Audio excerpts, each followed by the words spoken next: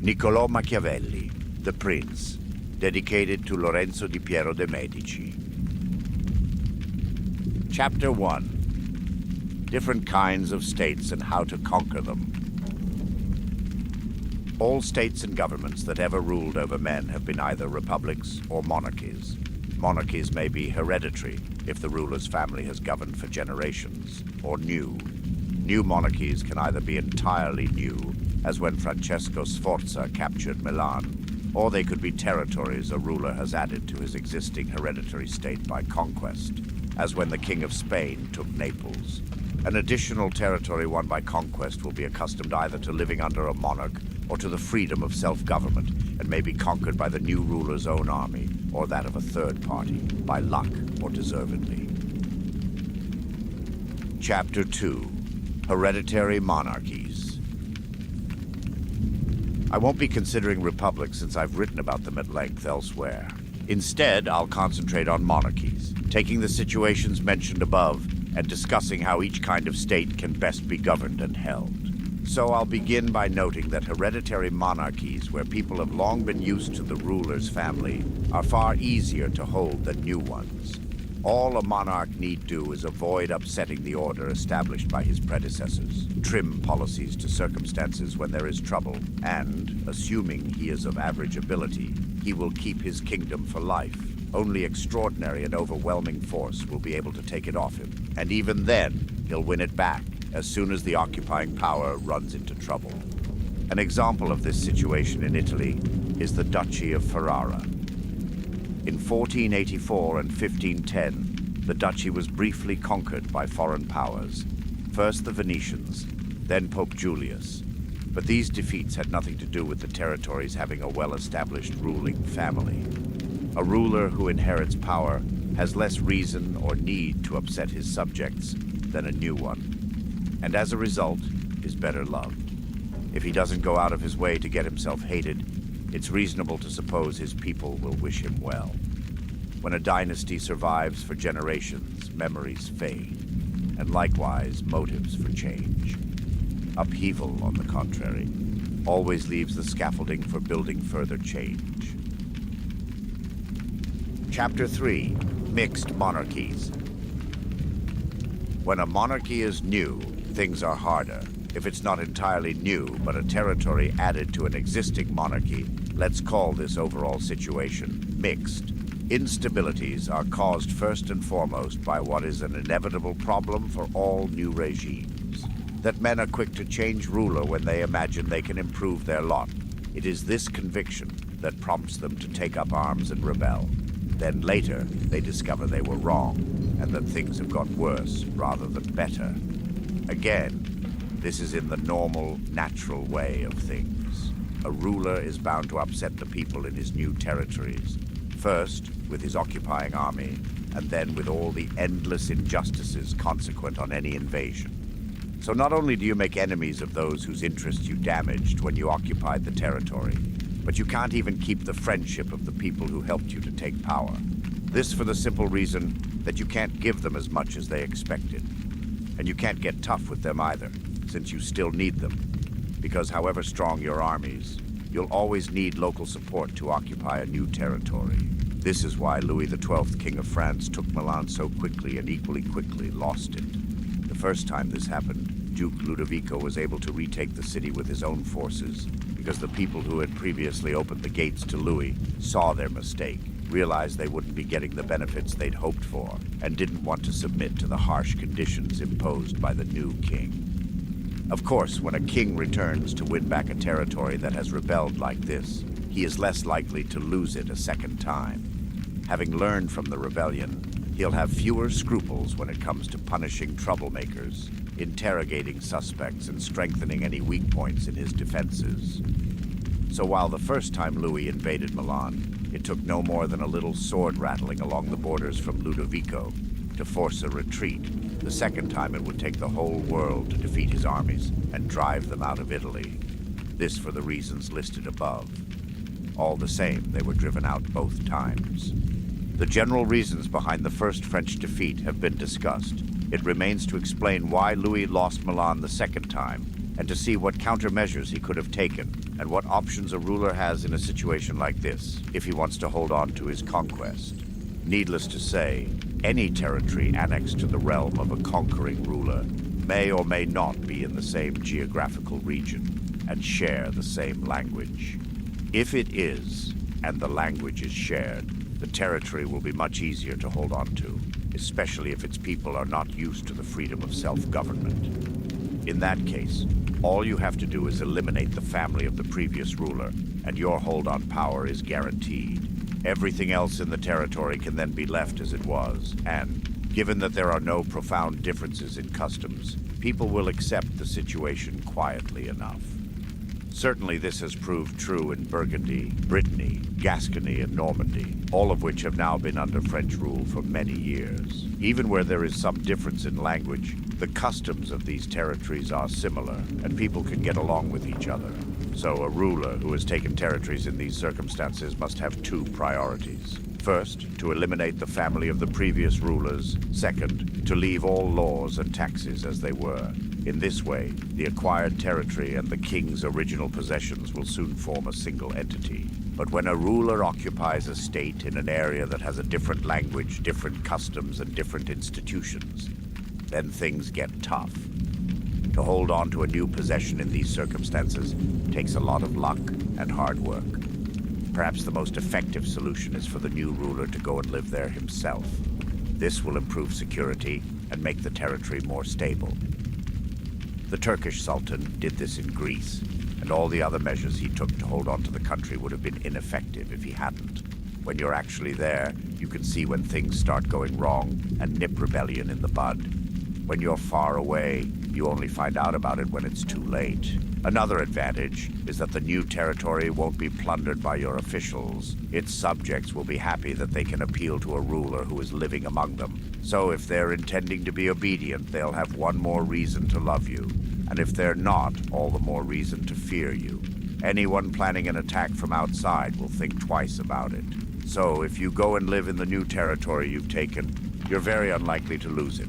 Another good solution is to establish colonies in one or two places.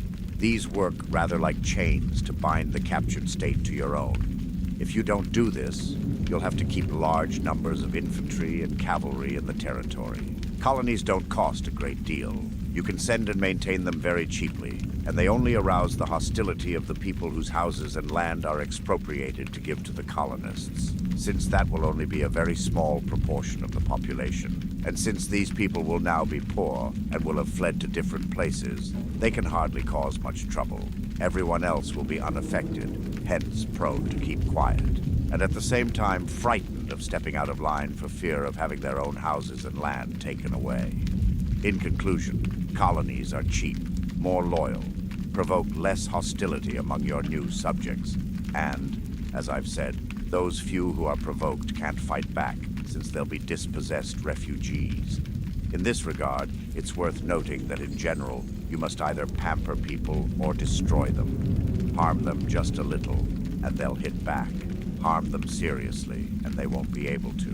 So if you're going to do people harm, make sure you needn't worry about their reaction. If, on the other hand, you decide to send an occupying army rather than establish colonies, the operation will be far more expensive, and all the revenues from the new territory will be used up in defending it, turning what should have been a gain into a loss. And you'll provoke more hostility. An army moving about and requisitioning lodgings will do damage across the entire territory, something that has consequences for the whole population and turns them all into enemies. And these are enemies who can hit back people beaten, but still on their own ground. So however you look at it, military garrisons are as pointless as colonies are useful. A ruler who has moved into a new region with a different language and customs must also make himself leader and protector of the weaker neighboring powers, while doing what he can to undermine the stronger. In particular, he must take care that no foreign power strong enough to compete with his own gets a chance to penetrate the area. People who are discontented, whether out of fear or frustrated ambition, will always encourage a foreign power to intervene. It was the Aetolians who invited the Romans into Greece. Every time the Romans moved into a new region, it was on the invitation of local people. And it's in the nature of things that as soon as a powerful foreign ruler moves into a region, all the weaker local powers support him, if only out of resentment towards the stronger states that previously kept them down. So the new ruler will have no trouble winning their support. They'll all run to ally themselves with the territory he has taken. He just has to watch out that they don't grab too much power and authority. Then, with his own strength and their support, he can easily undermine the more powerful neighbors and hence dominate the region. However, an invader who fails to manage relations with his new neighbors will soon lose what territory he has taken. And even while he's still holding on to it, he'll be up against all kinds of trouble and hostility. The Romans followed these principles whenever they took a new province.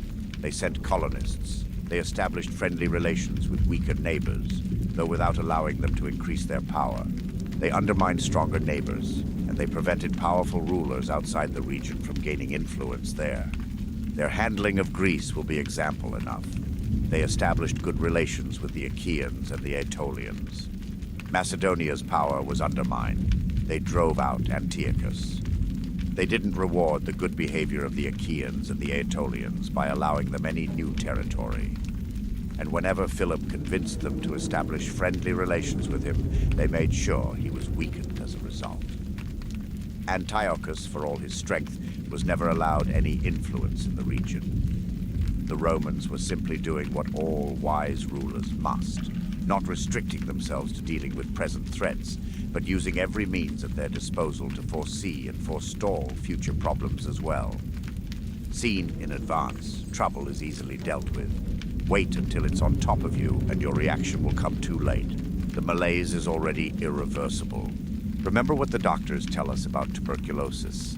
In its early stages, it's easy to cure and hard to diagnose, but if you don't spot it and treat it, as time goes by, it gets easy to diagnose and hard to cure. So it is with affairs of state. See trouble in advance, but you have to be shrewd, and you can clear it up quickly. Miss it, and by the time it's big enough for everyone to see, it will be too late to do anything about it. However, since they had this capacity for seeing a threat in advance, the Romans always knew how to respond. They never put off a war when they saw trouble coming. They knew it couldn't be avoided in the long run, and that the odds would simply shift in favor of their enemies. They chose to fight Philip and Antiochus in Greece, so as not to have to fight them in Italy. They could have put off both wars, but they didn't. They never took the line our pundits are constantly giving us today. Relax, time is on your side. But rather they put their faith in their own foresight and spirit. Time hurries everything on, and can just as easily make things worse as better. But let's get back to the King of France, and see if he took any of the measures we've been discussing. And when I say the king, I mean Louis, not Charles, since Louis held territory in Italy for longer than Charles, and it's easier to see what his methods were. You'll notice that he did the opposite of what a ruler must do to hold on to conquests in a region whose customs and language differ from those of his home kingdom. It was Venetian ambitions that brought Louis into Italy. The Venetians planned to take half of Lombardy while he seized the other half. I'm not going to criticize Louis for agreeing to this. He wanted to get a first foothold in Italy. He didn't have any friends in the region. On the contrary, thanks to King Charles's behavior before him, all doors were barred, so he was forced to accept what allies he found. And the arrangement would have worked if he hadn't made mistakes in other departments. Taking Lombardy, the king recovered in one blow the reputation that Charles had lost. Genoa surrendered. The Florentines offered an alliance. The Marquis of Mantua, the Duke of Ferrara, Bentivogli of Bologna, Caterina Sforza of Forli, the lords of Faenza, Pesaro, Rimini, Camerino, and Piombino, as well as the republics of Lucca, Pisa, and Siena, all queued up to make friends. At which point the Venetians were in a position to see how rash they had been when they proposed the initial deal. For 2 towns in Lombardy, they had made Louis king over 1/3 of Italy. Think how easily Louis could have held on to his position in Italy if he had observed the rules outlined above and guaranteed security and protection to all those friends. There were so many of them, and they were so weak and frightened. either of Venice or Rome, that they were simply forced to side with Louis. Then, with their help, he could easily have defended himself against the states that were still powerful. But no sooner had he arrived in Milan than Louis did the opposite. He helped Pope Alexander to invade Romagna.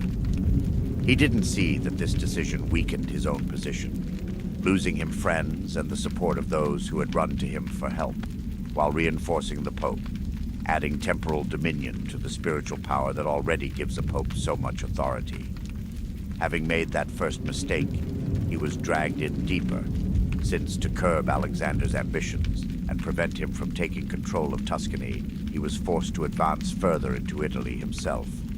Not content with having lost his friends and increased the power of the church, he was eager now to get hold of the Kingdom of Naples, and so made an agreement to split it with the King of Spain.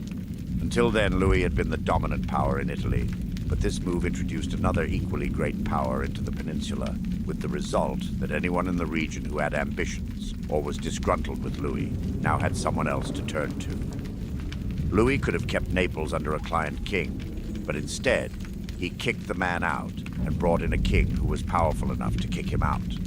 The desire to conquer more territory really is a very natural, ordinary thing, and whenever men have the resources to do so, they'll always be praised, or at least not blamed. But when they don't have the resources, yet carry on regardless, then they're at fault and deserve what blame they get. If Louis was in a position to capture the Kingdom of Naples with his own forces, then he should have gone ahead and done it. If he wasn't, he certainly shouldn't have split the territory with another king.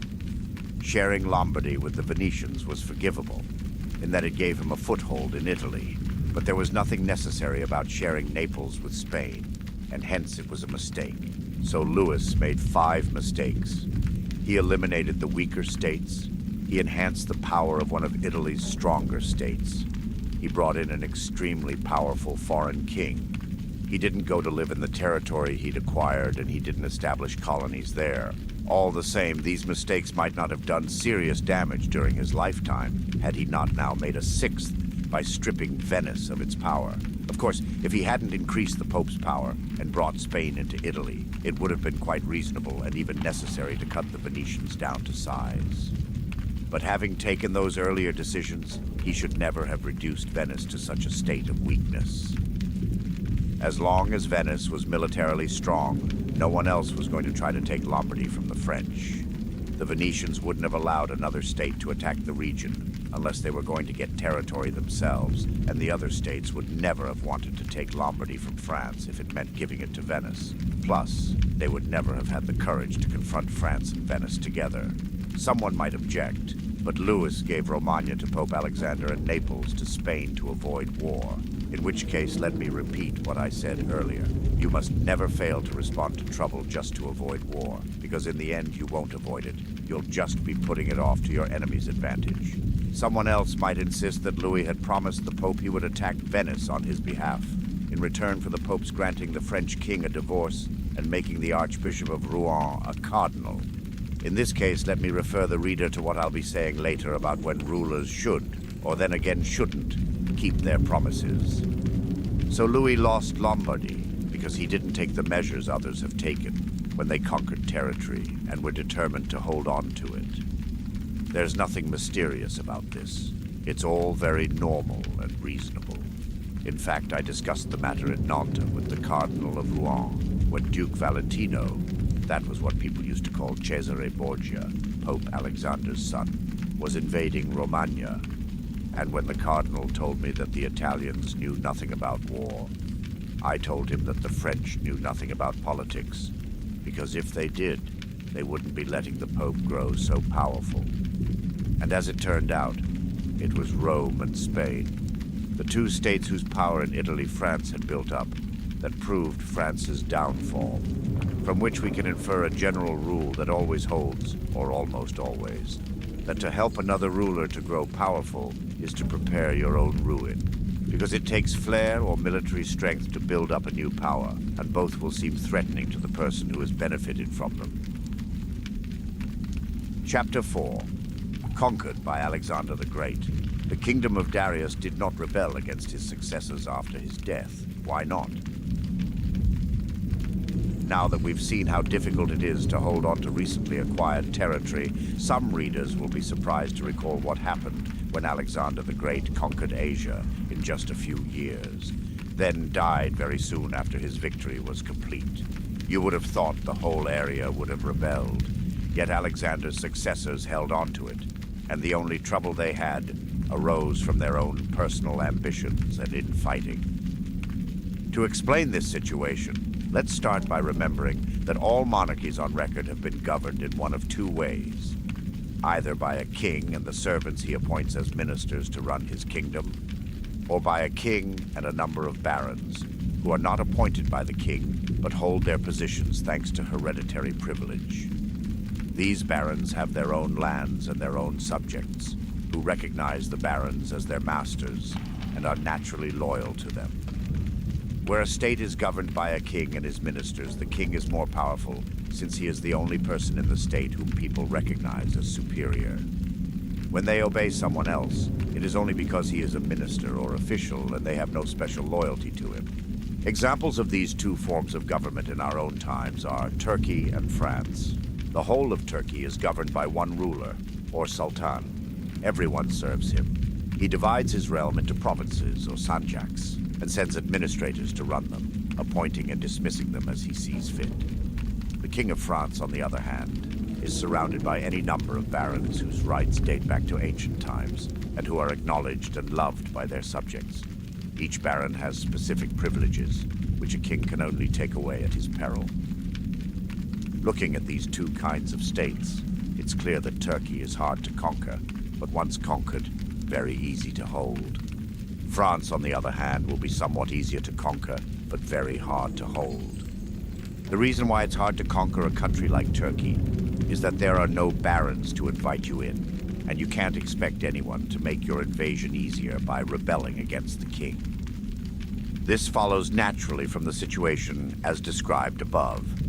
Since all subjects are the king's servants and indebted to him, it's hard to corrupt them. And even assuming you do manage to bribe someone, he's not likely to be much help because he can't bring any local people along with him. This again for the reasons I've explained. So anyone attacking this kind of country has to reckon that he will find it united against him and hence has to rely on his own armed forces rather than on any mutiny in enemy ranks. But once you have won and routed the enemy and made sure he can't rebuild his armies, then the only thing to worry about is the king and his family. Eliminate them, and no one else can threaten you, since no one commands the loyalty of the people. Just as before your victory, you couldn't look to any barons for help, so after it, there are none around to pose a threat. The opposite is true in countries run along French lines. Here you can make inroads easily enough, winning the support of a baron or two. There's always someone unhappy with the king and eager for change. Then these people are well placed to get you a foothold in the country and help you to victory. But afterwards, you're going to have all kinds of problems holding on to what you've won. Problems with the people who fought on your side and problems with those who fought against you and lost. This time, it won't be enough to eliminate the king's family, because there will always be barons ready to assume authority when circumstances swing their way. And since you can never give them everything they want and never eliminate them all, you'll lose the territory you took as soon as your enemies get an opportunity to rebel. If we go back now to the kingdom of Darius, we'll find that it was of the Turkish variety. So Alexander first had to defeat its entire army and get control of the country. But once he'd done that, and once Darius was dead, he was securely in command for the reasons cited above. And if his successors had been united, they could have run the region without any worries. In fact, the only trouble was the infighting they started themselves. But states organized the French way can never be held so easily. The frequent uprisings against Roman power in Spain, Gaul, and Greece, for example, were the result of those regions being internally divided into so many principalities. So long as people remembered their old loyalties to local lords, Rome was never in complete control. But once the power and permanence of empire had extinguished those loyalties, then Rome became the undisputed master of the region. In fact, when the Romans started fighting among themselves, each warring commander was able to bring the province he was running into the conflict on his side. since once the families of the old local rulers had been eliminated, the only authority people recognized was Rome's representative. When you take all this into account, it's really not surprising how easy it was for Alexander to hold Asia, nor how hard it was for many others, Pyrrhus, for example, to hold on to the territories they took. It wasn't a question of the abilities of each particular conqueror, but of the different kinds of state they had invaded. Chapter 5. How to govern cities and states that were previously self-governing. When the states you invade have been accustomed to governing themselves without a monarch and living in freedom under their own laws, then there are three ways of holding on to them. The first is to reduce them to rubble. The second is to go and live there yourself. The third is to let them go on living under their own laws, make them pay you a tax, and install a government of just a few local people to keep the state as a whole friendly. Since this government has been set up by the invading ruler, its members know they can't survive without his support and will do everything they can to defend his authority. Once you've decided not to destroy it, the best way to hold a previously self-governing city is with the help of its own citizens. Let's take our examples from Sparta and Rome. The Spartans held Athens and Thebes by setting up governments run by a few local people, but in the end, they lost these towns. The Romans razed Capua, Carthage, and Numantia to the ground, and that way held on to them.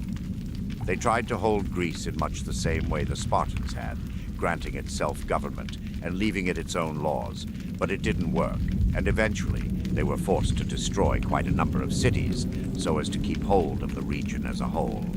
The truth is that the only sure way to hold such places is to destroy them. If you conquer a city accustomed to self-government and opt not to destroy it, you can expect it to destroy you.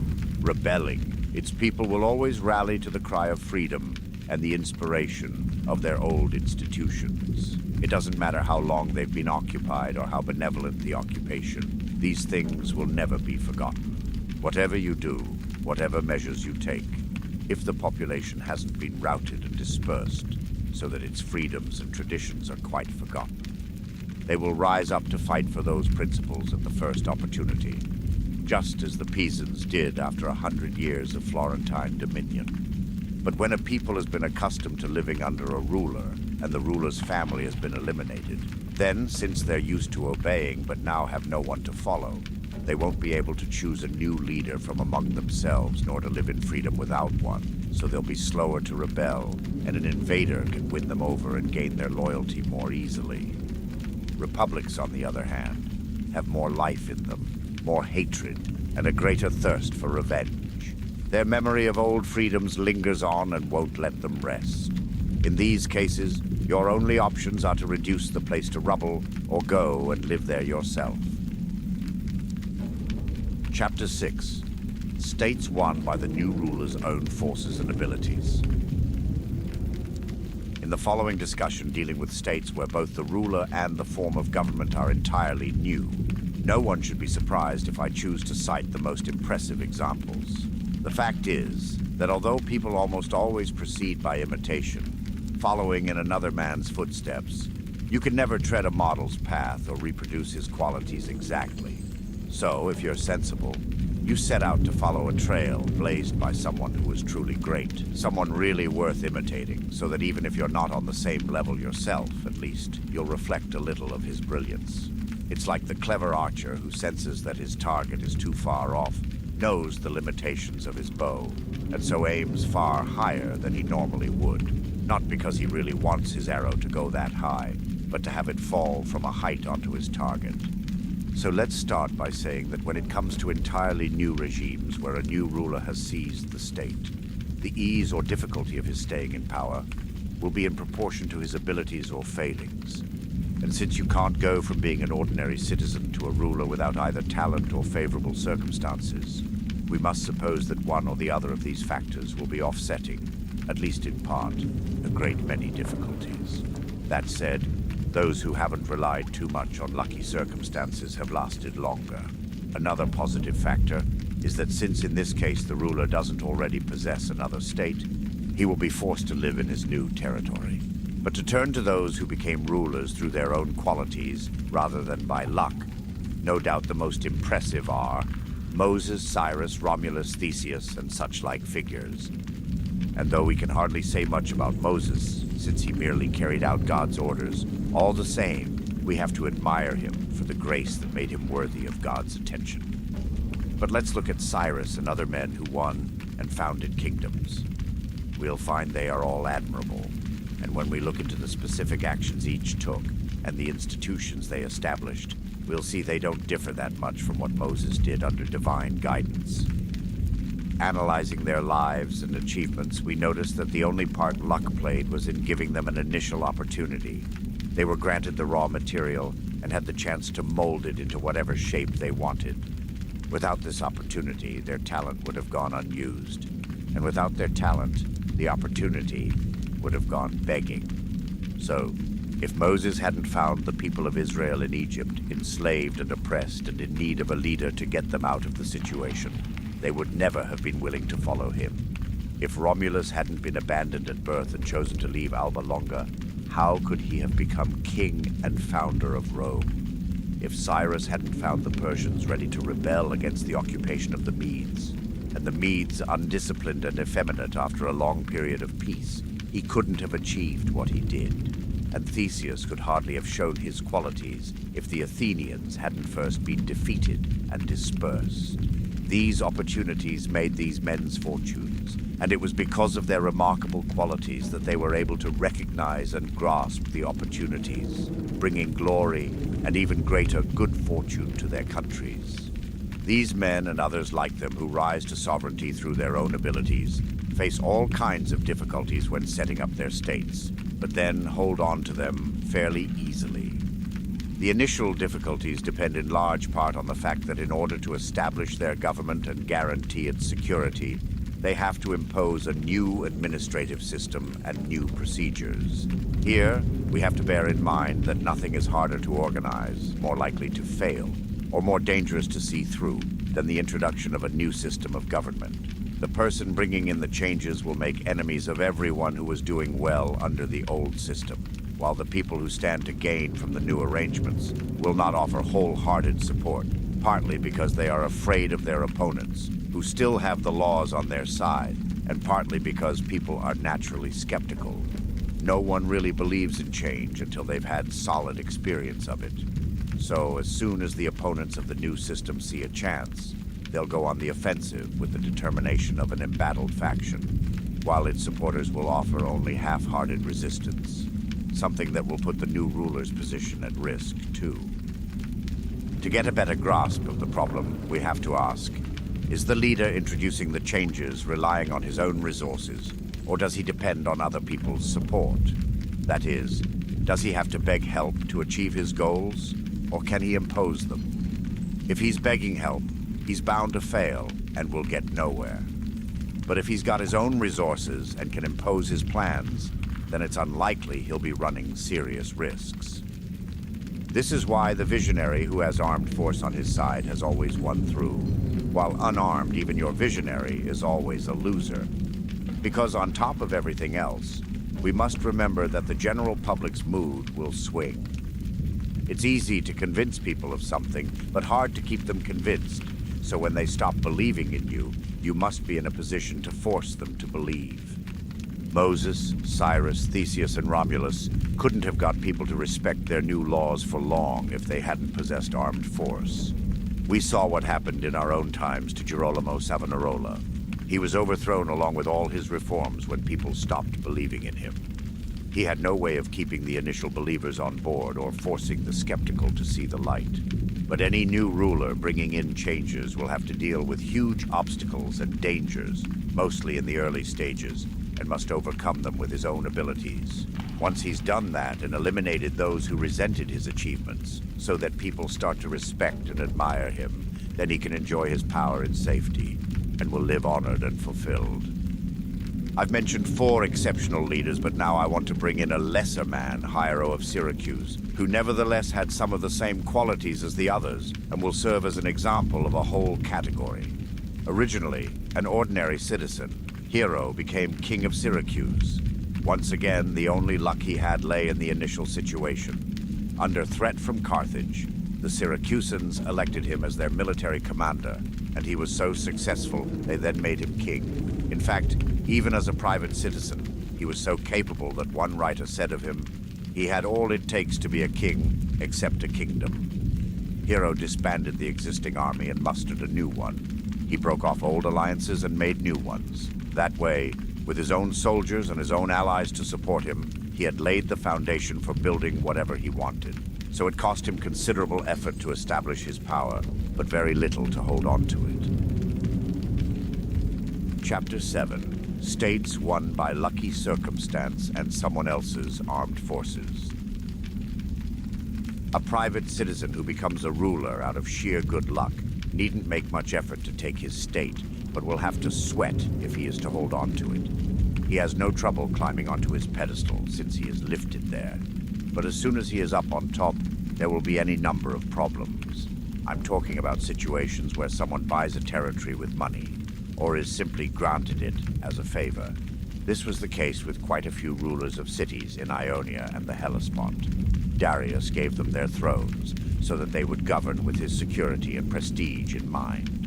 Another example is those emperors who started out as private citizens and rose to power by bribing the army.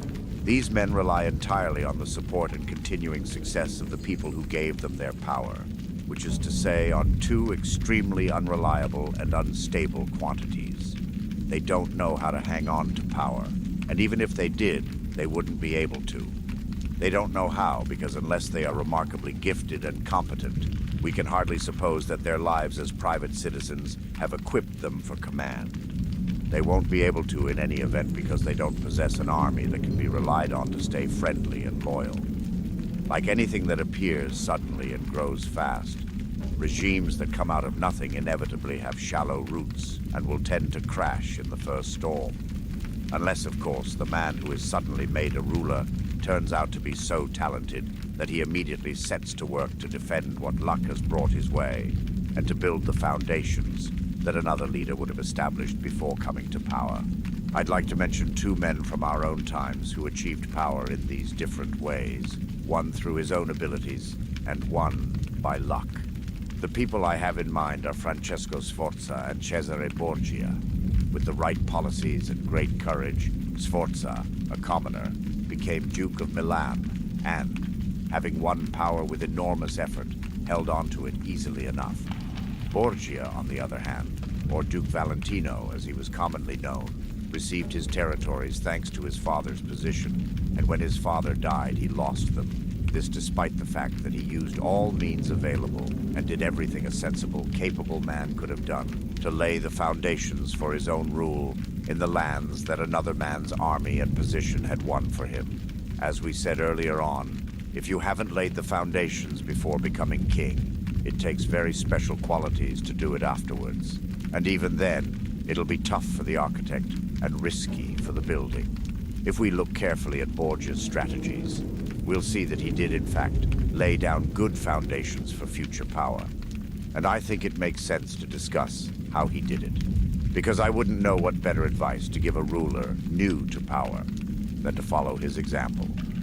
If his efforts eventually came to nothing, it was not due to his own shortcomings, but to an extraordinary run of bad luck.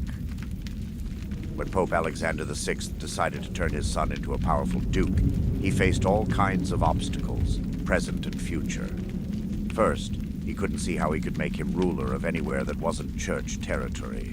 But he knew that if he gave away church land, the Duke of Milan and the Venetians would block him, since Faenza and Rimini were already under Venetian protection. What's more, the armies then operating in Italy, particularly those the Pope might have called on for help, were all controlled by people, the Orsini, the Colonna, and associated families, who had reason to fear papal expansionism, and hence couldn't be trusted. What Alexander had to do then was undermine the status quo and the authority of his rivals, so as to seize control of part of their lands with impunity. This turned out to be easy because, for reasons all their own, the Venetians were now determined to bring the French back into Italy. Rather than opposing the move, the Pope smoothed the way by dissolving King Louis's first marriage for him. So the French king entered Italy with Venetian help and papal consent. No sooner had he taken Milan than the Pope got the king to send troops to help his son, Borgia, take Romagna, something that would have been impossible without Louis's support. With the forces of the Colonna family now beaten, Borgia faced two obstacles if he was to hold on to Romagna and acquire further territory. The first was his own army, which he suspected of disloyalty. The second was French policy. Duke Valentino had been using the forces of the Orsini family, but was afraid they would stop obeying his orders, preventing him from making new gains and perhaps depriving him of the old. And he had the same worries about the King of France. His doubts about the Orsinis were confirmed when, after taking Faenza, he attacked Bologna and saw the soldiers anything but enthusiastic. Louis's position became clear when, having taken Urbino, Borgia advanced towards Tuscany only to have the French king insist he turn back. After that, he decided never to rely on other people's armies and authority again. So first of all, he weakened the Orsini and Colonna factions in Rome by luring the noblemen who supported them over to his side with generous salaries and military and political appointments, in line with each man's rank. In a few months, old loyalties were forgotten, and they were all for the Duke. Then, having broken up the Colonna leaders, he waited for a chance to eliminate the main Orsini men. The chance came, and he took it. Having realized too late that the growing power of Borgia and the church would be their ruin, the Orsini arranged to meet together at Magione, near Perugia. The meeting produced a rebellion in Urbino, uprisings in Romagna, and all kinds of dangers for Borgia. But with the help of the French, he won through. Having recovered credibility, and not wanting to have to put the loyalty of the French or anyone else to the test, Borgia turned to trickery. He was so good at disguising his intentions that even the Orsini made peace with him, sending Paolo Orsini as mediator. Borgia was extremely generous to Paolo, reassuring him with gifts of money, clothes, and horses, until the ingenuous Orsinis eventually responded and accepted an invitation to Senigallia, thus delivering themselves into the Duke's hands. Having killed the Orsini leaders then, and forced their followers to become his allies, Borgia had laid solid foundations for his power. He held Romagna and the Duchy of Urbino, and what's more, he felt he had won the support of the local people, who were beginning to enjoy some prosperity. Since this last achievement deserves to be more widely known and imitated, I want to give it the proper space. On taking control of Romagna, Borgia found it had been run by weak leaders who had been stripping the people of their wealth rather than governing them, and provoking division rather than unity, with the result that theft, feuds, and all kinds of injustice were endemic. So he decided some good government was required to pacify the area and force people to respect authority. With this in mind, he appointed Ramiro de Orco, a cruel, no-nonsense man, and gave him complete control. In a short while, de Orco pacified and united the area, establishing a considerable reputation for himself in the process. At this point, the Duke decided that such draconian powers were no longer necessary and might cause resentment. So he set up a civil court of law in the middle of the territory, to which every town was to send a representative, and he placed a distinguished man in charge. And since he was aware that the recent severity had led some people to hate him, in order to have them change their minds, and hence win them over entirely to his side, he decided to show that if the regime had been cruel, that was due to the brutal nature of his minister, not to him. So as soon as he found a pretext, he had de Orco beheaded, and his corpse put on display one morning in the piazza in Cesena, with a wooden block and a bloody knife beside. The ferocity of the spectacle left people both gratified and shocked. But let's get back to where we left off. Borgia had consolidated his power and secured himself against most immediate dangers, building up an army of his own and seeing off the majority of the other armies that had been near enough to attack him. At this point, the only obstacle to further expansion was the King of France. Borgia knew the king had realized he'd made a mistake supporting him earlier on, and hence would not put up with further adventures. So he began to look around for new alliances and was less than generous in his support, when Louis marched south to fight the Spanish who were besieging Gaeta in the northern part of the Kingdom of Naples. His aim was to be safe from French interference, something he would have managed soon enough, no doubt, if his father, Pope Alexander, had not died. So that was how Borgia dealt with the immediate situation. As far as the future was concerned, what worried the Duke most of all was that his father's eventual successor would be hostile and try to deprive him of the territory Pope Alexander had given him. He devised 4 strategies to guard against this. First, eliminate the families of all the local rulers whose land he had taken, thus denying a new pope the option of restoring them. Second, win the support of all the noble families of Rome, as we've already seen, so as to put the brakes on any papal initiative. Third, get as much control as possible of the college that would elect the next pope. Fourth, win so much territory before the pope died as to be able to resist a first attack with his own resources. By the time his father died, he had achieved 3 of these 4 goals and wasn't far off achieving the 4th. He had killed all the local rulers he could get his hands on, and hardly anyone had escaped.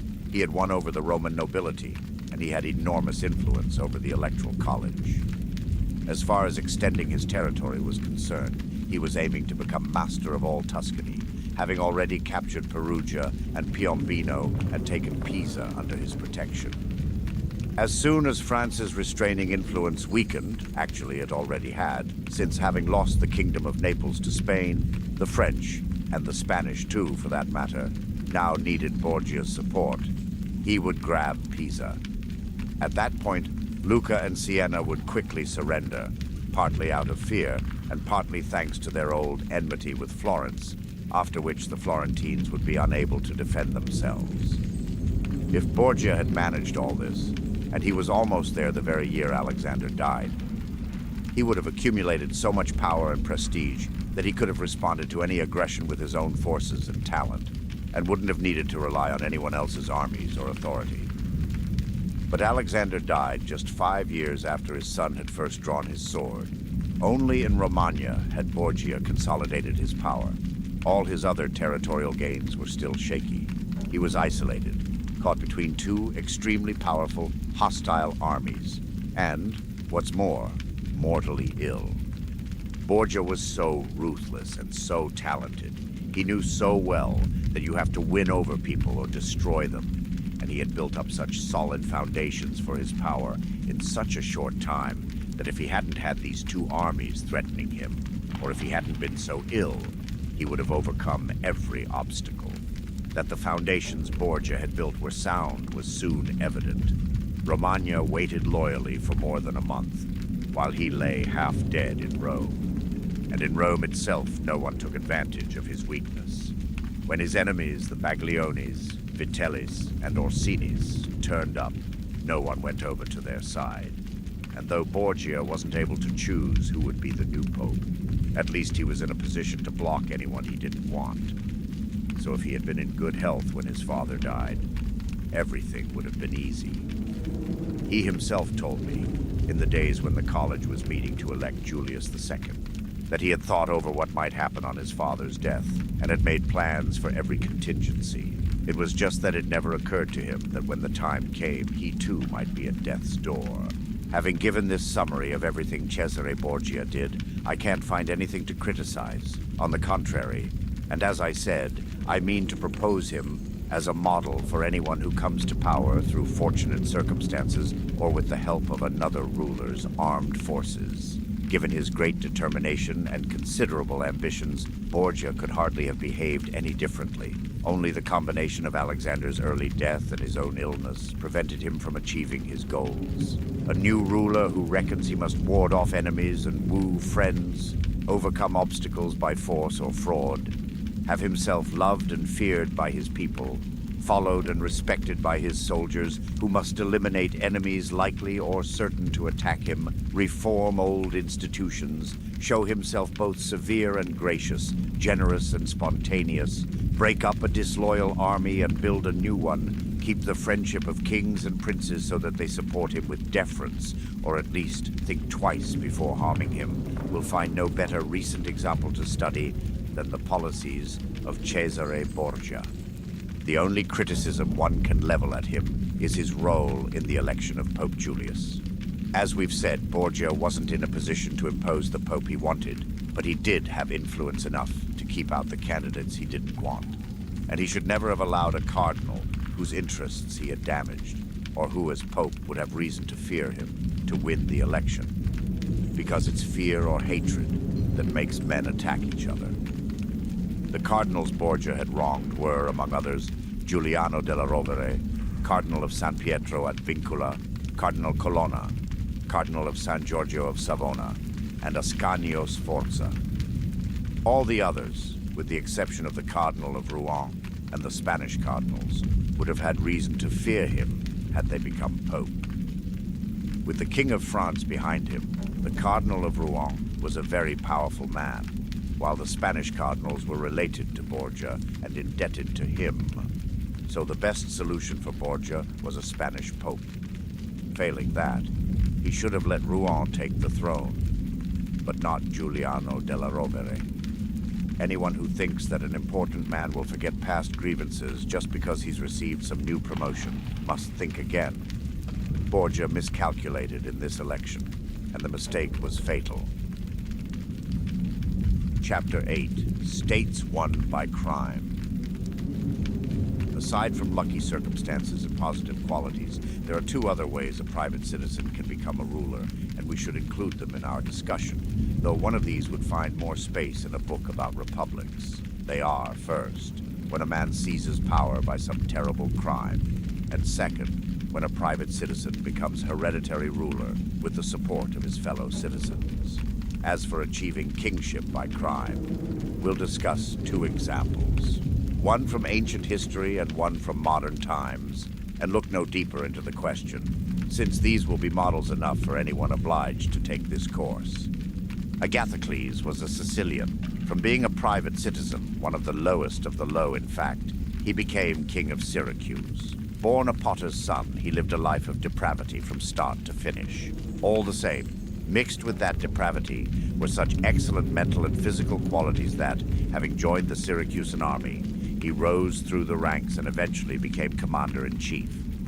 Once he'd taken charge, Agathocles decided to make himself king, using whatever violence was necessary to keep the power conferred on him as commander without being obliged to anyone. He discussed his intentions with Hamilcar, a Carthaginian whose army was then fighting in Sicily, and reached an agreement with him. Then one morning he called an assembly of the people and the Senate as if he had important state business to discuss. At a prearranged signal, his soldiers moved in and killed all the senators and richest men in town. After this massacre, Agathocles became king of Syracuse and held his throne without any resistance from the people. Twice defeated by the Carthaginians and then actually besieged, not only did he manage to defend his town, but, leaving some men behind to resist the siege, he led the rest out of Syracuse to attack Africa. The siege was lifted, and the Carthaginians pushed to the brink of collapse, at which point they accepted an agreement which allowed them to keep Africa and left Sicily to Agathocles. Looking at Agathocles' life and achievements, you won't find much that can be attributed to luck. As I said, he had no backers or benefactors when he took power, but rose through the ranks, surviving all kinds of hardships and dangers. And when he'd got power, he knew how to take tough, dangerous decisions to hold on to it. On the other hand, we can hardly describe killing fellow citizens, betraying friends, and living without loyalty, mercy, or creed as signs of talent. Methods like that may bring you power, but not glory. If you consider Agathocles' ability to take risks and come out on top, and his remarkable spirit when it came to facing and overcoming obstacles, it's hard to see why he isn't rated as highly as the most outstanding military leaders. But his brutality, cruelty, and inhumanity, together with the endless crimes he committed, mean he has no place among the men we most admire. In conclusion, we can't attribute Agathocles' achievements to luck or to positive qualities, since he needed neither. In our own times, we have the example of Oliverotto, a man from the town of Fermo, who lived during the papacy of Alexander VI. Orphaned of his father while still very young, Oliverotto was brought up by his uncle, Giovanni Fogliani. who had him join the army under Paolo Vitelli in the hope that, with military discipline, he would rise to a high rank. On Paolo's death, Oliverotto served under his brother Vitellozzo, and being very capable, with a strong personality and powerful physique, he soon became the army's top man. But since he felt that working with others was demeaning, he decided to take Fermo for himself. Having got the support of some of the town's citizens, people who preferred to see their city enslaved rather than free, and with the backing of Vitellozzo, he wrote to Giovanni Fogliani, saying that now, so many years had gone by, he was eager to come home and see his uncle again, visit the town, and check over some of his property. And since, he wrote, he'd been working hard for nothing but the prestige of his position, he wanted to ride into town in style with 100 mounted friends and servants beside him. That way, his fellow citizens would see that he hadn't been wasting his time, and he asked his uncle, please, to arrange for the people of Fermo to organize an appropriate reception, something that would not only honor him, but also his uncle, who had brought him up. Giovanni spared no effort to do his nephew proud, and, after the people of Fermo had given him a formal reception, Oliverotto was welcomed into his uncle's house. A few days later, having used the time to make secret arrangements for the crime he was planning, he threw an impressive banquet to which he invited Giovanni Fogliani and all the town's leading men. After they'd finished eating and sat through all the entertainments you get on these occasions, Oliverotto slyly launched into some weighty reflections on the power and achievements of Pope Alexander and his son, Cesare Borgia. When Giovanni and the others joined the conversation, Oliverotto suddenly got to his feet and said these were matters best discussed in a more private place, and he headed for another room with Giovanni and all the other citizens trailing after him. They had barely sat down before Oliverotto's soldiers rushed out of their hiding places and killed the lot of them. After the massacre, Oliverotto got on his horse, rode round the town and surrounded the chief magistrate in the state palace, with the result that people were forced to do what he said and set up a government with Oliverotto as the ruler. Having killed everyone who opposed the coup and might hit back, he strengthened his position by setting up a new army and new civil institutions, so that within the year, he was not only undisputed master of Fermo, but also a serious threat to the neighboring towns. And as with Agathocles, it would have been very hard to unseat Oliverotto, had he not let himself be fooled by Cesare Borgia, when, as explained earlier on, Borgia lured the Orsini and Vitelli men to Senegalia. Oliverotto went with them, and so, just a year after killing his uncle, he was strangled along with Vitellozzo Vitelli, his mentor in courage and crime.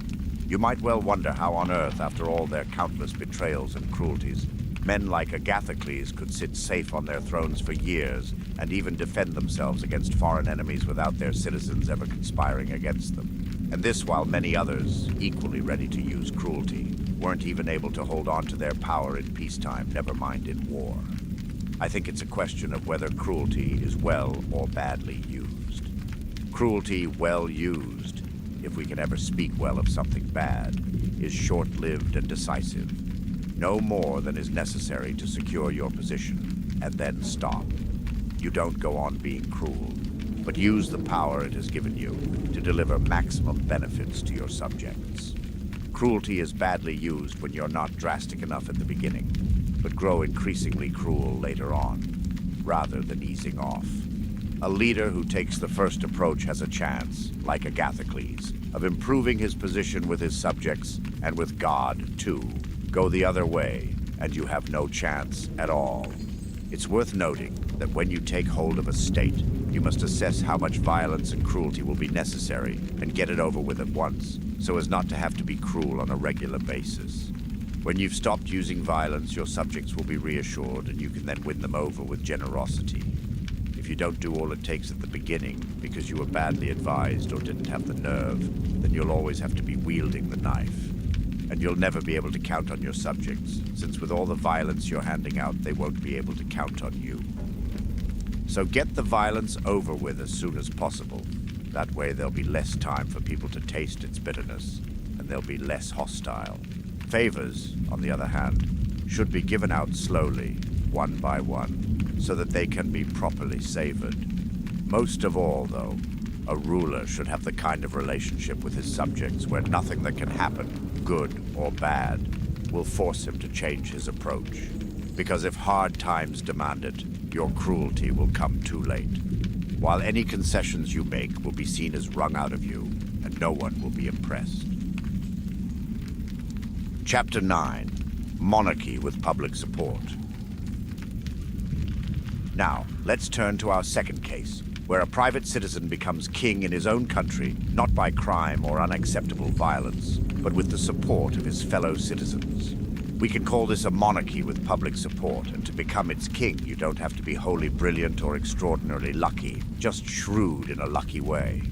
Obviously, to take control of this kind of state, you need the support of either the common people or the wealthy families, the nobles. In every city, one finds these two conflicting political positions. There are the common people who are eager not to be ordered around and oppressed by the noble families. And there are the nobles who are eager to oppress the common people and order them around. These opposing impulses will lead to one of three different situations: a monarchy, a republic, or anarchy. A monarchy can be brought about either by the common people or the nobles, when one or the other party finds it convenient. Seeing that they can't control the people, the wealthy families begin to concentrate prestige on one of their number and make him king so as to be able to get what they want in his shadow. Likewise, the people, seeing that they can't resist the power of the nobles, concentrate prestige on one citizen and make him king so that his authority will protect them. A king who comes to power with the help of the rich nobles will have more trouble keeping it than the king who gets there with the support of the people, because he will be surrounded by men who consider themselves his equals, and that will make it hard for him to give them orders or to manage affairs as he wants. But a man coming to power with the support of the common people holds it alone and has no one, or hardly anyone, around him who's unwilling to obey. What's more, you can't in good faith give the nobles what they want without doing harm to others. But you can with the people, because the people's aspirations are more honorable than those of the nobles. The nobles want to oppress the people, while the people want to be free from oppression. What's more, a king can never be safe if the common people are hostile to him, because there are so many of them. But he can protect himself against the nobles, since there are not so many. The worst a king can expect if the people turn hostile is that they will desert him. But when the nobles turn against him, he has to fear not only desertion, but a direct attack. The nobles are smarter. They see further ahead. They always move early enough to save their skins, ingratiating themselves with whoever they think will turn out the winner. Then, of necessity, a king will always have to live with the same common people. But he can perfectly well get by without the same nobles, since he can make and unmake noblemen every day, giving and taking away honors as he likes. Let's settle this question of the nobles. As I see it, they can be divided for the most part into two categories. Either they behave in such a way as to tie themselves entirely to your destiny, or they don't. Those who do tie themselves and aren't greedy should be honored and loved. The ones who don't can be further divided into two groups. Maybe they are anxious men, naturally lacking in character, in which case you'd better make use of them, especially the ones with good advice to offer, since when things are going well, they'll respect you, and when things are tough, you needn't fear them. But if they're hanging back out of calculation and ambition, that's a sign they're looking more to their own interests than to yours. These are the ones you have to watch out for and guard against as if they were already declared enemies, because inevitably, when things start going wrong, these men will be working to bring you down. A man who becomes king with the support of the people, then must keep those people on his side. This is easy enough, since all they want is to be free from oppression. But the man who becomes king against the will of the majority, and with the support of the wealthy nobles, must make it an absolute priority to win over the affection of the common people. This will be easy if he takes them under his protection. When people are treated well by someone they thought was hostile, they respond with even greater loyalty. They'll go over to his side at once, and be even more devoted than if he had taken power with their support. There are all kinds of ways a king can win the people's affection. But since these depend on particular circumstances, and one can hardly lay down rules, I'll leave them out of our discussion. I'll just conclude, then, that a ruler must have the people on his side. Otherwise, when things get tough, there'll be no way out. Nabis, the Spartan king, was besieged by forces from all over Greece, plus a hugely successful Roman army. But he held out and defended his country and his position against the lot of them. All he had to do when danger threatened was take precautions to deal with a few internal enemies. But if he'd had the people against him, this wouldn't have been enough. And if anyone objects to my reasoning here with that trite proverb, the man who builds his house on the people is building on mud, my answer is that this is true if it's a private citizen doing the building and imagining the people will come to his rescue when he's in trouble with the law or his enemies. Men like this usually find themselves being let down, as did the Gracchi brothers in Rome and Giorgio Scali in Florence. But when it's a king building on the people, and when he's a man of spirit who knows how to lead and doesn't panic when things get tough, a man who takes the right precautions and whose personality and style of government keeps everybody in a positive state of mind, then the people will never let him down, and time will show what solid foundations he laid. This kind of ruler is most at risk when passing from publicly supported leadership to absolute rule. At this point, he either commands directly himself or gives orders by proxy through magistrates.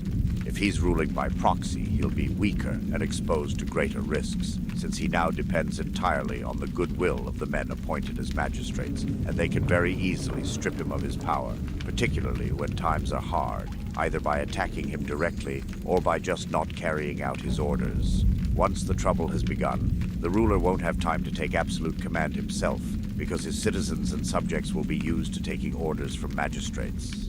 And they aren't going to start obeying him in a moment of crisis. So when he's up against it, he'll always be struggling to find anyone he can trust. A ruler in this position mustn't count on what he sees when things are going well and the citizens need his government. Then everybody comes running. Everyone is promising this and that. Everyone is ready to die for him, since there is no question of dying. But when things get tough, and it's the government that needs the citizens, then hardly anyone shows.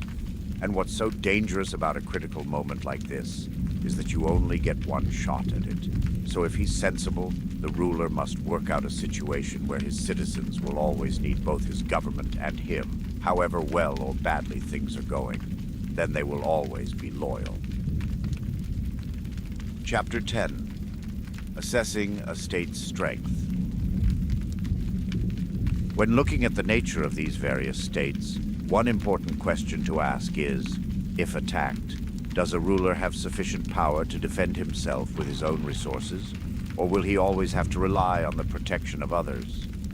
To make the question more precise, let's say that a ruler who has enough men or enough money to put together an army that can take on all comers is, by my definition, capable of defending himself, while a ruler who can't take on an enemy in the field but has to withdraw behind his city walls and defend those is one who will always be in need of outside help. We've already said something about the first kind of ruler, Chapter 6. And later on there'll be more, Chapters 11 to 13. As for the second kind, one can only encourage them to fortify their hometowns and keep them well supplied, while leaving the surrounding countryside entirely to its fate. If a ruler has built good fortifications and managed his relationship with his subjects as suggested above, and further elaborated in the following pages, his enemies will always think twice before attacking him. People are always wary of projects that present obvious difficulties, and attacking a well-defended town and a ruler whose subjects don't hate him is never an easy proposition. German cities are completely independent, don't have much territory around them, and obey the emperor only when it suits. They are not afraid of him, nor of any other powerful rulers in the area. This is because these towns are so well fortified that everyone realizes what an arduous, wearisome business it would be to attack them. They all have properly sized moats and walls, They have the necessary artillery. They have public warehouses with food, drink, and firewood for a year. What's more, to keep people well fed without draining the public purse, they stock materials for a year's worth of work in whatever trades are the lifeblood of the city and whatever jobs the common folk earn their keep with. They hold military exercises in high regard and make all kinds of arrangements to make sure they're routinely practiced. So, a ruler whose city is well fortified and who doesn't inspire hatred among his subjects isn't going to be attacked. And even if he is, his attackers will leave humiliated, because the world is such a changeable place that it's almost impossible to keep an army camped outside a city's walls, doing nothing for a whole year. Someone will object. What if people have houses outside the walls and see them being burned down?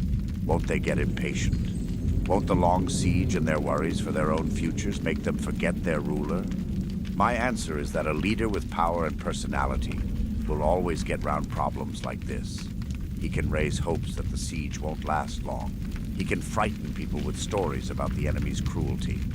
He can move quickly to block anyone who seems too hot-headed. Aside from this, it's obvious that the enemy is going to be burning and razing the countryside as he approaches the town at a time when people are still enthusiastic and determined to resist. This actually gives the ruler less cause for concern, because a few days later, when hearts are cooling, the damage is already done, the blow struck, and there's no way back. As a result, people will rally round their ruler all the more. They'll see him as indebted to them because their houses have been burned and their property destroyed in his defense. It's human nature to tie yourself to a leader as much for the services you've done him as the good he's done you. Hence, when you think about it, if the ruler is sensible, it won't be that hard to keep people solid throughout the siege, so long as they have food to eat and weapons to defend themselves. Chapter 11. Church states. The last kind of state we have to look at is the church state. In this case, all the difficulties an eventual ruler must face come before he takes power. Because while you need ability or luck to take a state like this, you can hold on to it without either. Church states are upheld by ancient religious institutions that are so strong and well established as to keep their rulers in power no matter what they do or how they live. Only church leaders possess states without defending them, and subjects without governing them. And even when undefended, their states are not taken off them. Even when left ungoverned, their subjects don't rebel. They don't think about changing ruler, and wouldn't be able to anyway. So this is the only form of government that is secure and relaxed. But since church states depend on forces beyond the reach of human reason, I shall say no more about them. God created them and sustains them, and it would be rash and presumptuous for a mere man to discuss them. All the same, if someone were to ask me how the church has increased its temporal power so dramatically in recent times, progressing from a situation prior to Pope Alexander, where even the most insignificant rulers of Italy hardly rated the church at all in temporal terms, to one where a pope can scare the King of France himself and chase him out of Italy and crush the Venetians, then I think it would be worthwhile sorting out the facts for the record, however well known they may already be. Before Charles, King of France, came down into Italy, the country was controlled by the Pope, the Venetians, the King of Naples, the Duke of Milan, and the Florentines. Necessarily, these powerful states had two main concerns: to keep foreign armies out of Italy and to prevent each other from grabbing more territory. The Pope and the Venetians were the most eager expansionists. The only way to hold back the Venetians was for all the other states to band together, as they did in the defense of Ferrara. To frustrate the Pope, on the other hand, they relied on the Roman barons. Since these barons were divided into two factions, the Orsinis and the Colonnas, they always had something to fight about, and with their swords drawn under the Pope's nose, they kept him weak and indecisive. And though from time to time you might get a really determined Pope like Sixtus, all the same, he was never quite cunning enough or lucky enough to solve the problem. The reason was that papacies tended to be short-lived. In the 10 years, on average, that a pope was in power, he might just manage to beat down one of the two factions. But if, for example, one pope had almost finished off the Colonnas, the next would be hostile to the Orsinis, and so resurrect the Colonnas. but without quite having the time to see off the Orsinis. This is why the Italian states did not rate the Pope's temporal power very highly.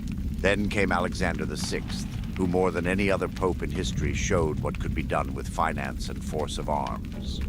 Using Valentino Borgia and taking advantage of the intrusions of the French, he made all the gains I mentioned in my discussion of Duke Valentino.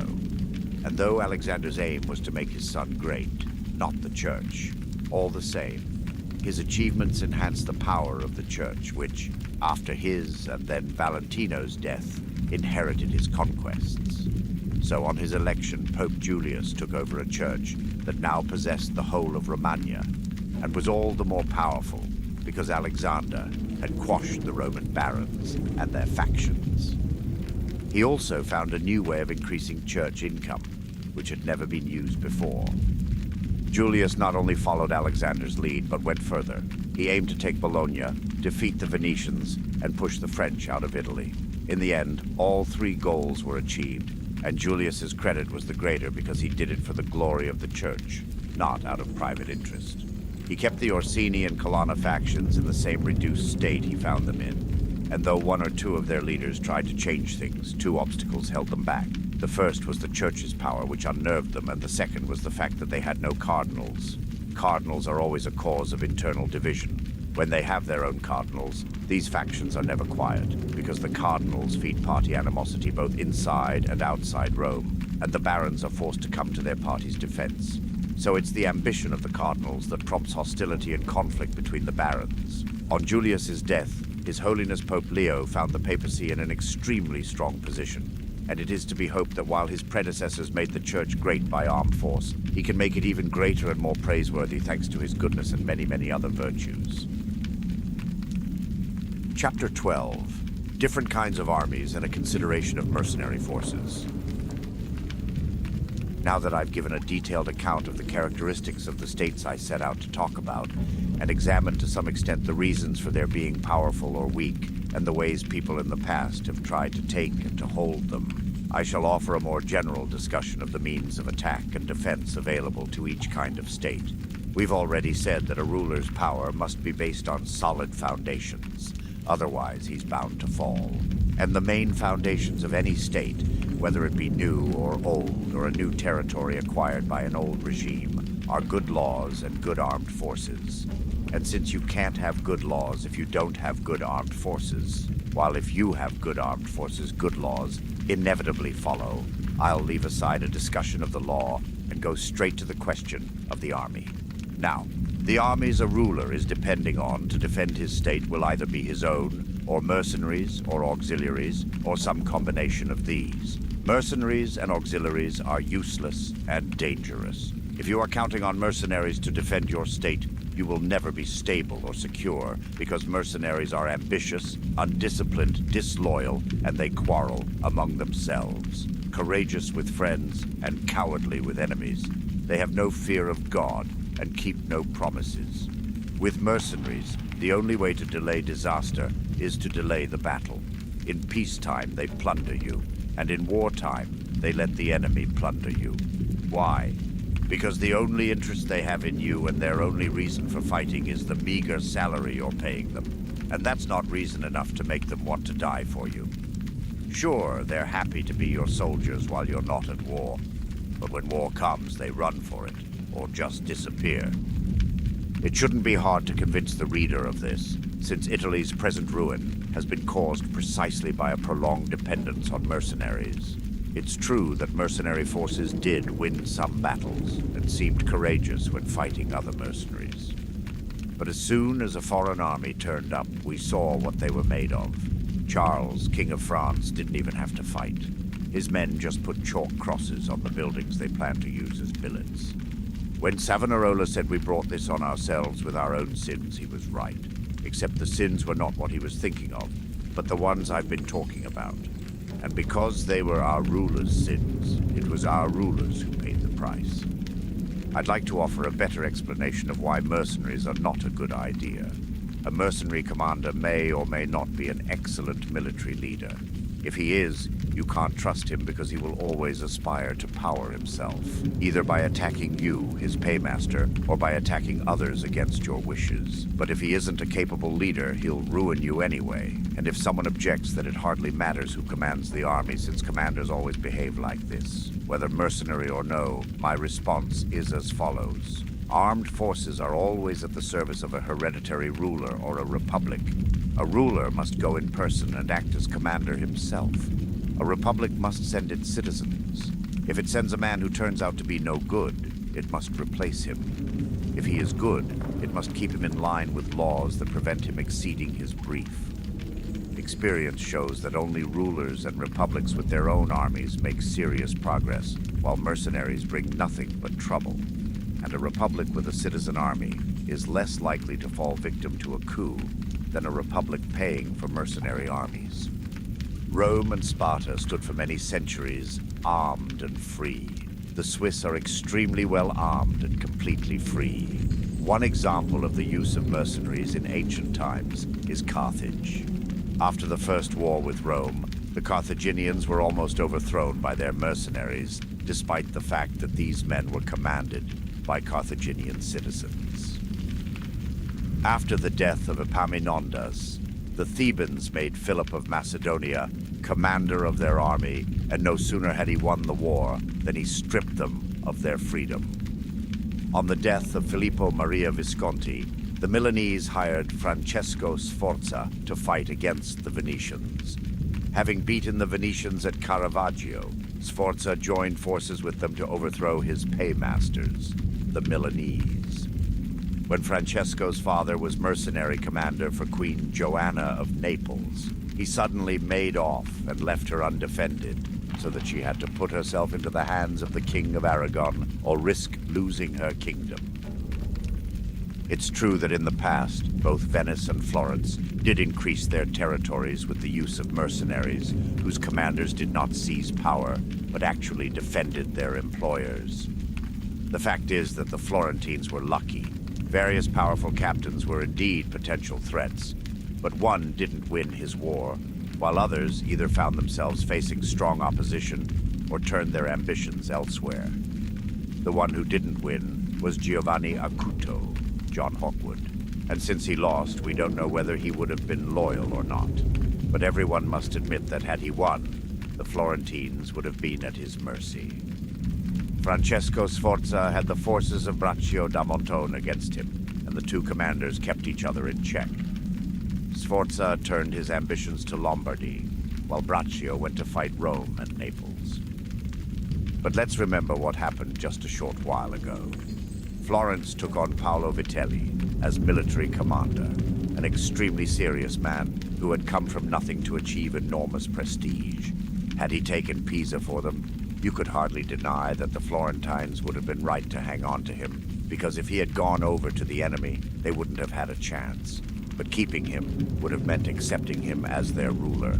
Turning to the Venetians, we find they fought confidently and successfully when they fought for themselves. At sea, that is, where both nobles and armed commoners showed great courage.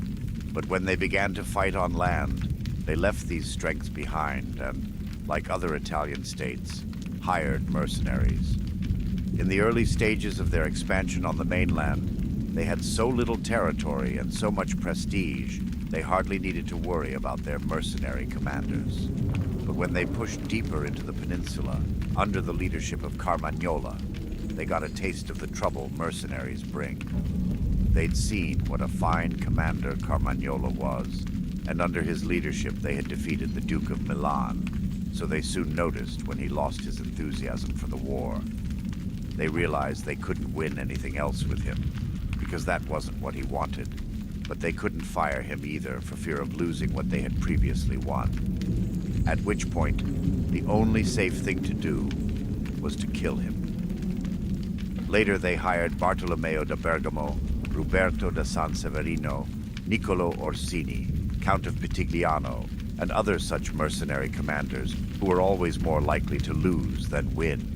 And in fact, at the Battle of Vaila, the Venetians eventually lost in a single day all the gains they had so determinedly accumulated over the past 800 years. The fact is that mercenaries bring only slow, belated, unconvincing victories, then sudden, bewildering defeats. Since these examples all have to do with Italy, which has been dominated by mercenaries for many years, I'd now like to get a broader view of the problem, because if we can trace its origin and developments, it will be easier to find a solution.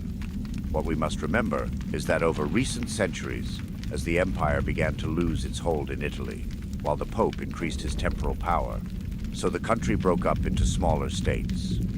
Many of the larger cities rose up against the local nobles, who had needed the emperor's backing to keep control of them.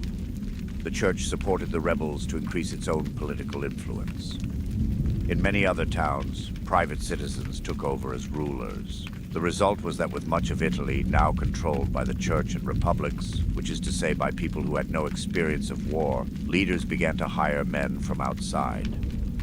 The first successful mercenary commander was Alberigo da Conio from Romagna.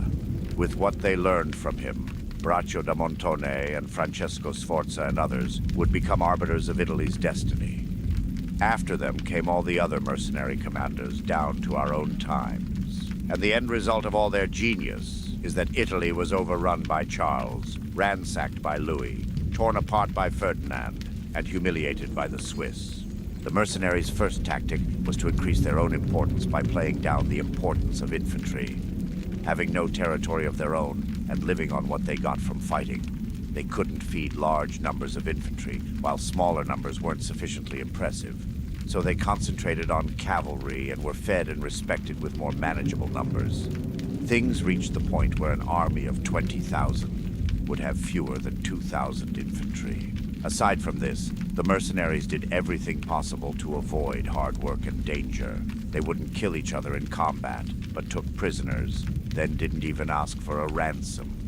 They wouldn't attack fortifications at night, and they wouldn't leave their own fortifications to attack a besieging army's camp. They didn't dig ditches or build stockades around their camps. In winter, they didn't camp out at all. All these omissions became accepted practice for the simple reason, as I said, that they wanted to steer clear of danger and hard work. Thus, they brought Italy to slavery and humiliation. Chapter 13. Auxiliaries, Combined Forces, and Citizen Armies. Auxiliary armies, that is, when you ask a powerful ruler to send military help to defend your town, are likewise useless. In recent times, we have the example of Pope Julius during his Ferrara campaign. Having seen what a sad lot his mercenaries were in battle, he reached an agreement with Ferdinand, King of Spain, to have his forces come to help. Auxiliaries may be efficient and useful when it comes to achieving their own ends, but they are almost always counterproductive for those who invite them in, because if they lose, you lose too, and if they win, you are at their mercy. Although ancient history is full of pertinent examples, I'd like to stick to this recent case of Pope Julius II, whose decision to put himself entirely in a foreign army's hands merely to take Ferrara could hardly have been more rash. But he was lucky, and the unlikely outcome of the campaign spared him the possible consequences of his mistake. When his Spanish auxiliaries were beaten at Ravenna, the Swiss turned up, and against all expectations, the Popes included, routed the hitherto victorious French, so that Julius escaped being a prisoner either to his enemies, who had fled, or to his auxiliaries, who weren't the ones to win the day for him. The Florentines, who had no armed forces at all, took 10,000 French auxiliaries to lay siege to Pisa, a decision that put them in greater danger than any they had experienced in their whole troubled history. To fight his neighbors, the Emperor of Constantinople brought 10,000 Turks into Greece, and when the war was over, they wouldn't leave, which was how the infidels began to get control of Greece. So anyone looking for a no-win situation should turn to auxiliaries, because they are far more dangerous even than mercenaries. With auxiliaries, your ruin is guaranteed. They are a tightly knit force, and every one of them obedient to someone else. When mercenaries win, they need time and a convenient opportunity before they can attack you, if only because they're not a solid, united force. You chose them, you're paying them, and hence it will take the man you put in command a while to build up sufficient authority to turn against you. To summarize, the big danger with mercenaries is their indecision. With auxiliaries, their determination. So, sensible rulers have always avoided using auxiliaries and mercenaries, relying instead on their own men, and even preferring to lose with their own troops than to win with others, on the principle that a victory won with foreign forces is not a real victory at all. As always, Cesare Borgia offers a good example.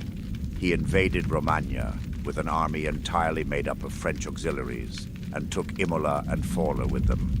But since he felt they weren't reliable, he turned to mercenaries as a less dangerous option. He hired the Orsini and Vitelli armies, but when he found that they dithered in battle and were disloyal and dangerous, he had them killed and trained his own men. It's easy to see the difference between these various kinds of armies if you look at the Duke's standing when he had just the French, when he had the Orsinis and the Vitellis, and when he had his own soldiers and relied on his own resources.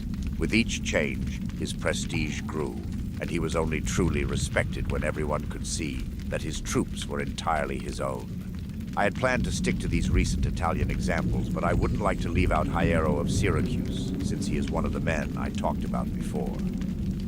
Given command, as I explained, of the Syracusan armies, Hiero soon realized that the mercenaries among them were no good, led as they were by men like our Italian commanders. Realizing that he could neither make use of them nor let them go, he had them all cut to pieces, and from then on, fought only with his own soldiers. I'd also like to bring in a parable from the Old Testament. When David offered to go and fight the Philistine troublemaker Goliath on Saul's behalf, Saul gave him his own weapons to bolster the boy's courage. But no sooner had David put them on than he refused the gift, saying he wouldn't feel confident with them. He would rather face the enemy with his own sling and knife. In the end, other people's arms are either too loose, too heavy, or too tight.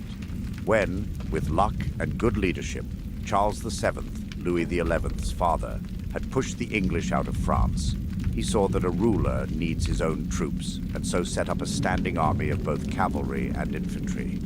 Later, his son Louis disbanded the infantry and began to hire Swiss mercenaries. It's now plain that this mistake, together with others that followed, is what lies behind France's present troubles. By giving this important role to the Swiss, Louis had weakened his whole army, since, with no infantry of their own, his cavalry were now relying on others. And once they'd got used to fighting alongside the Swiss, they started to think they couldn't win without them. As a result, the French are unable to take on the Swiss in battle and won't fight anyone else without their help. So French forces are now mixed, part mercenary and part their own men. Such composite forces are much better than just auxiliaries or just mercenaries, but much worse than having all your own men. France's situation proves the point. Because if the standing army Charles recruited had been reinforced or just maintained, the French would be unbeatable. But men are so thoughtless they'll opt for a diet that tastes good without realizing there's a hidden poison in it. It's like the problem I mentioned earlier about people not diagnosing tuberculosis until it's too late. So if a man can't spot a problem in the making, he can't really be a wise leader. But very few men have this gift. If you look for the initial cause of the collapse of the Roman Empire, you'll find it was when they started hiring Goths as mercenaries. From that moment on, the strength of the empire began to decline, and all the determination that drained out of it went to strengthen its rivals. So, to conclude, no state is secure without its own army. If it hasn't got men to defend it determinedly and loyally in a crisis, it is simply relying on luck. As those who understand these things have always thought and said, there is nothing so weak and unstable as a reputation for power that is not backed up by its own army. And having your own army means having a force made up of subjects or citizens or men dependent on you. All other forces are mercenaries or auxiliaries. To see how to set up your own armed forces, all you need do is consider how the 4 men I mentioned above organized and arranged theirs. Or Philip, Alexander the Great's father, or many other kingdoms and republics. They are all entirely reliable models.